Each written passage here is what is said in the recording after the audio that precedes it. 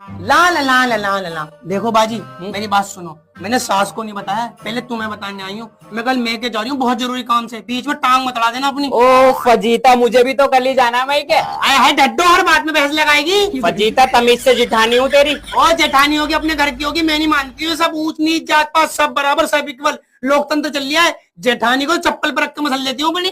ने मियाँ के साथ इतनी रोमांटिक जिंदगी गुजार रही थी, पता नहीं कहाँ से आ गई बीच में। अरे है ढड्डो, रोमांटिक जिंदगी। तेरे तो सपनों में सलमान खान ऋतिक रोशन थे शादी के स्टाइलिश में, ऐसे लड़कों से हो। और मिला वो जेब कतरा, खत्म बिल्कुल। उस दिन में बैठी हुई सेंडो बनियान में जा रही है घर से, बाहर बल्ब जल लिया। मैंने कहा जेठ जी सुनो, तेरे क्या मैंने पथरिया निकलवा लेना अपने। तुम्हें कैसे पता?